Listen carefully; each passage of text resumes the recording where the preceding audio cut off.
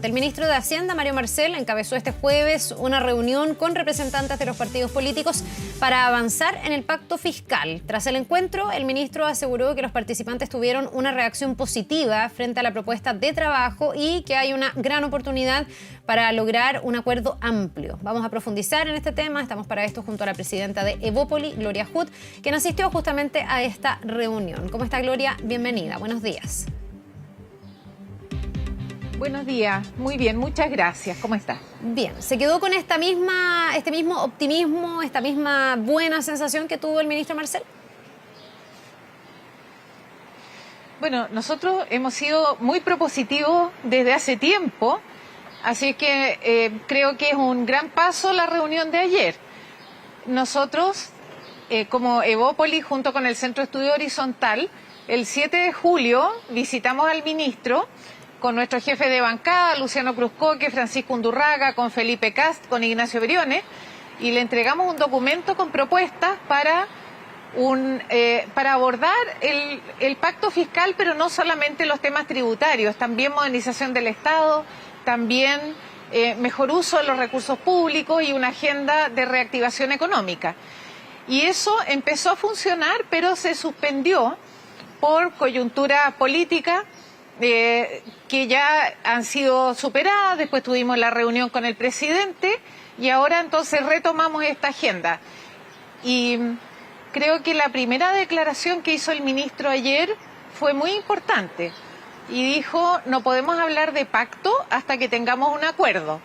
Y creo que eso abrió mucho la puerta a escuchar las propuestas de varios de los que estábamos ahí. Sí, de hecho, cuando se anunció, una de las primeras reacciones desde la oposición era eso, decir, bueno, esto no es un pacto porque todavía no hemos pactado nada. Ahora, hay distintas miradas, evidentemente, en cuáles deberían ser los énfasis y en cuáles deberían ser los objetivos. El objetivo prioritario, creo yo, que le ha puesto el gobierno, si nos remontamos en el tiempo hasta la reforma tributaria que finalmente se cayó, es poder recaudar más, para poder financiar una serie de demandas que están sobre la mesa.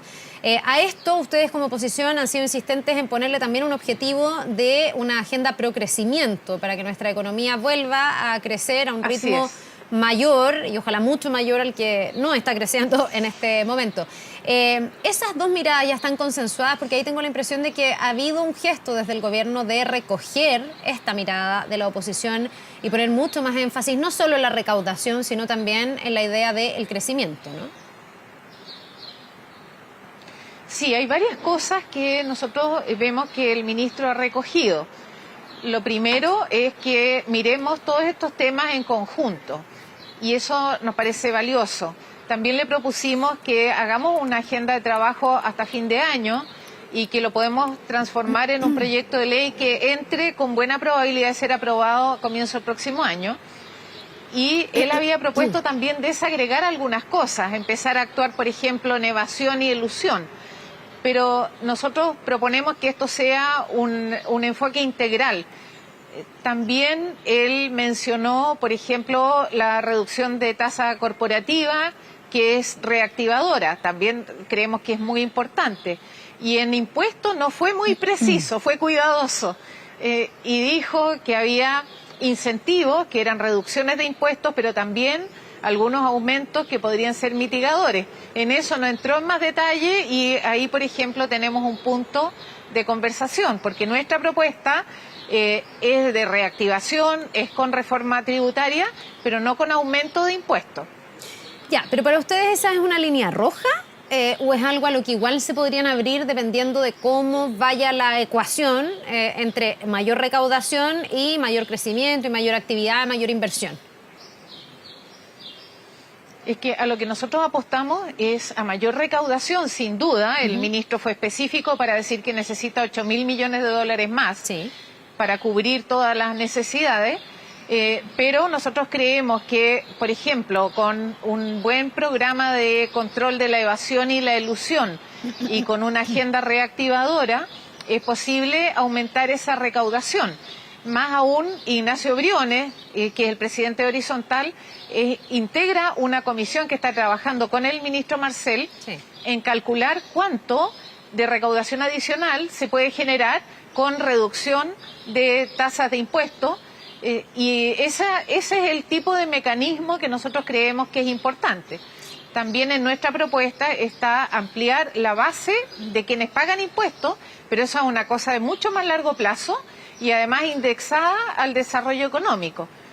Ya, ahora aquí... Así es que por eso es importante conversar cada una de los componentes de las propuestas. Ahora, de nuevo remontándome, y a lo mejor no solo por las declaraciones del ministro Marcel, sino por lo que uno vio en el comienzo con las declaraciones de otras personas del gobierno, da la impresión de que el subir impuestos no solo tendría un fundamento técnico de quienes creen que esta es una buena herramienta para recaudar más, sino que también se busca que quienes tienen más y son más aventajados puedan contribuir más para un país que tiene una serie de demandas sociales. Esta es la justificación que han dado desde el gobierno para también generar esto, ¿no? Una mayor equidad o un nuevo pacto social, se dijo en algún momento. ¿Eso a ustedes como oposición no les hace sentido? Porque podría tener bastante sentido que quienes más tienen, más paguen, para que quienes menos tienen reciban a través de esta mayor recaudación más protección social, que es algo que en nuestro país todavía no está en los estándares que uno esperaría, ¿no? Eso sería una ecuación muy directa si es que no existiera el riesgo de la fuga de capitales. Y en los países en que se ha implementado esa estrategia, que de subir las tasas a los más altos patrimonios, lo que ha terminado pasando es que los altos patrimonios se van a otro país. Entonces tampoco se logra el objetivo, no es un capricho, no es que estemos protegiendo a los altos patrimonios de pagar más impuestos en absoluto. Creemos sí que tenemos que apuntar a medidas que probadamente produzcan el efecto que estamos buscando, que es una mayor recaudación efectiva para poder tener los recursos y cubrir las necesidades que el ministro ayer especificó y que nosotros compartimos.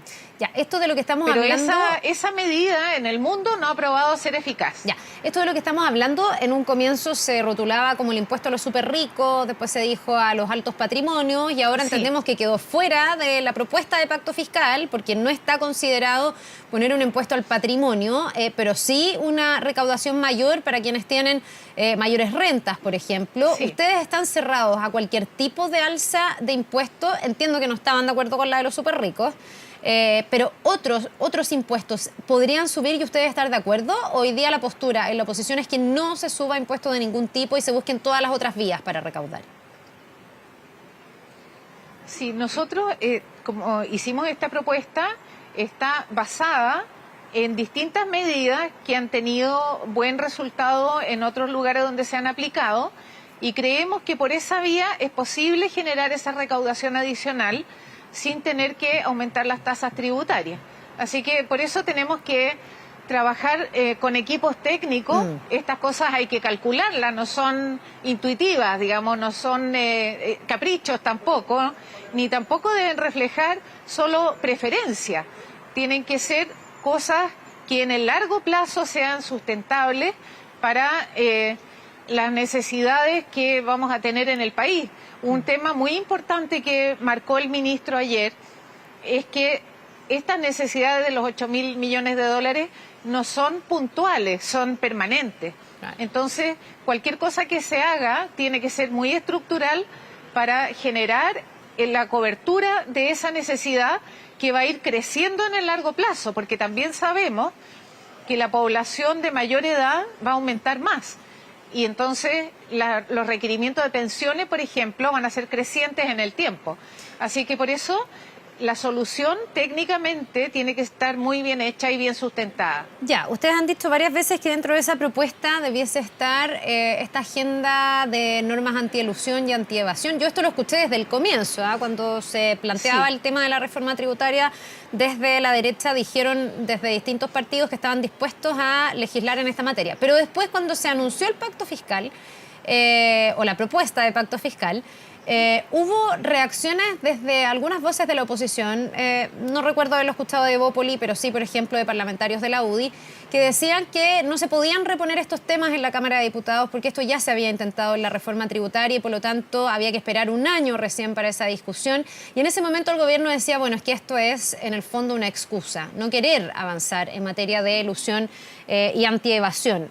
Hoy día el compromiso está sobre la mesa, la oposición, usted en Evópoli, pero además el resto resto de los partidos, ¿están absolutamente disponibles para tener una agenda robusta anti-elusión y anti-evasión? Sí, son dos cosas distintas. El proyecto de pacto fiscal y reforma, tal como lo presentó el ministro originalmente y que fue rechazado porque tenía algunas cosas como, por ejemplo, impuestos al ahorro, que obviamente son inconvenientes para el crecimiento económico, para la reactivación económica, y por eso se rechazó. Y ese proyecto, tal como se presentó, es el que no se puede presentar hasta un año. Después el ministro anunció normas anti-evasión y anti-elusión, que son parte también de nuestra propuesta, pero nosotros creemos que lo mejor es abordar todos los temas en conjunto, porque este es un sistema de recaudación que funciona con incentivos, funciona con reacciones de recaudación distintas, entonces no es bueno separar los pedazos, pero sí creemos que hay que actuar sobre la evasión y elusión. El único punto nuestro es que ojalá no lo dejemos desprendido de todas las demás medidas que hay que tomar. Ya, pero están dispuestos a avanzar en esa materia y apoyar al gobierno en este sentido. Yo no sé si de alguna manera ustedes desde la oposición condicionan o le han preguntado al ministro o quieren dejar las reglas claras respecto de el destino que tendría esa mayor recaudación. Si es que se logran esos 8.000 millones de dólares. ¿Deberían ir destinados a qué? Porque ha habido harta confusión y hay tantas demandas sobre la mesa que si las ponemos todas ni siquiera esa plata alcanza, digamos. Sí. Aquí hay, no sé, grupos que esperan que se condone la deuda del CAE. Tenemos a los profesores que están pidiendo que se pague la deuda histórica. Tenemos todos los requerimientos en salud, todos los requerimientos en pensiones y puedo seguir hasta mucho tiempo más. Está el tema de la sala cuna, que entiendo que está dentro de estos objetivos. ¿Eso está condicionado? ¿Cómo se va a gastar esa plata o en qué? Nosotros ayer en la presentación recibimos la propuesta de recaudación y de destino de esa recaudación por parte del ministro. Y él puso mucho énfasis en mejorar la atención en salud, particularmente reducir las esperas y ampliar la capacidad del sistema. También en pensiones, que tiene un consumo, como decía antes, creciente en el largo plazo. El sistema de cuidado, sala cuna, esos fueron los énfasis que él puso ayer. Y también me imagino que hay espacio para que podamos conversar, pero coincidimos que esos temas necesitan este financiamiento. Ya. Y en el tema de las pensiones, porque ahí se nos juntan dos cosas. Usted me dice, y que es un hecho de la causa, y que lo ha dicho el ministro y lo ha dicho la oposición. Se necesita mejorar las pensiones, eso es como un consenso. Y se necesita más dinero para mejorar esas pensiones de forma permanente y creciente, porque Chile es un país que se está envejeciendo. Ya estamos con una tasa de natalidad además súper baja. Pero tienen dos miradas distintas, porque en el fondo ustedes desde la oposición dicen que aquí debería ser a través de impuestos generales, donde se recaude más para poder, por ejemplo, a través de la PGU, hacer la solidaridad si uno quisiera o la asistencia desde el Estado a las personas que lo requieren. El gobierno tiene una mirada distinta y cree que eso no bastaría y que se necesita que vaya también parte de la cotización adicional del 6% a un fondo solidario. ¿Eso queda zanjado? ¿Ustedes ya en el fondo lo incorporan dentro de la ecuación para apoyar o no este pacto fiscal del gobierno? Porque ahí son miradas bien distintas y me imagino que el cálculo económico es distinto también. Nuestra disposición es apoyar y ayudar con propuestas a que se resuelvan estos temas que son urgencias de la población. Nosotros no vamos a trancar la rueda ni vamos a poner condiciones porque nos parece que no es lo que el país necesita en este momento. Eso no significa que vamos a aceptar las propuestas tal como vienen, porque nosotros tenemos nuestra visión y, por ejemplo, en pensiones también hicimos una propuesta formal con una cantidad de medidas que apuntan a ese mejoramiento. Y recién la pudimos presentar el día anterior a la reunión con el presidente. Así es que es una conversación que está empezando y que tiene muchas variables. Yo creo que no podemos reducir la discusión de pensiones al porcentaje que va a la cuenta individual o cómo abordamos el fondo solidario, porque es mucho más complejo. Y yo creo que eso merece la dedicación y por eso nuestros equipos técnicos han estado siempre en la mesa y disponibles para aportar. Ya, pero ahí yo, entendiendo la profundidad que tiene el problema y la necesidad de mejores pensiones, son miradas bien contrapuestas cuando hay un sector político, que es el oficialismo, en este caso el gobierno, que cree que hay que tener un fondo de solidaridad donde todos aportemos para que eso se redistribuya, versus una oposición que cree que no es necesario ese fondo común solidario y que la solidaridad se tiene que hacer a través de otras vías y que la cotización debe ser individual y de cada uno de los trabajadores. Ahí hay una distancia en las miradas relevante que ha sido además, Gloria, el punto crítico, el nudo que no se ha podido destrabar, no sé, hace 4 administraciones. Sí, hay un actor o actores muy importantes que estás dejando fuera en ese comentario, que son los cotizantes y los futuros jubilados. Y la mayor parte de las personas prefiere que sus cotizaciones vayan a su cuenta individual. Hay un porcentaje que es, si no me equivoco, algo así como el 12%, que quiere que haya este fondo solidario. Entonces también el diseño de las políticas públicas tiene que no solo asegurar la viabilidad de largo plazo y la eficacia de las medidas, sino también la coincidencia con las expectativas de la población. Así que por eso digo que esto es complejo. Nosotros mantenemos que el dinero vaya a las cuentas individuales, que los fondos sean propiedad, que sean heredables, que haya libre elección, que haya distintas alternativas y las personas sean las que tomen las decisiones sobre sus pensiones, que es lo que la mayoría quiere ver en este sistema.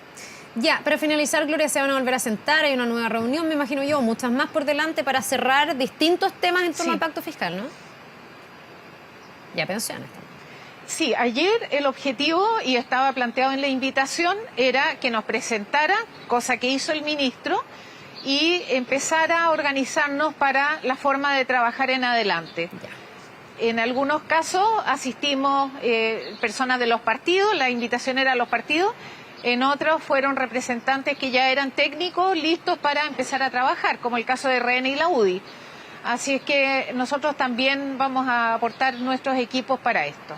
Bien, pues le queremos agradecer, Gloria Huth, presidenta de Evópoli, por haber conversado con nosotros esta mañana. Vamos a seguir, por supuesto, todo el debate muy de cerca en el pacto fiscal y en el tema previsional. Que le vaya bien, un buen día. Muchas gracias.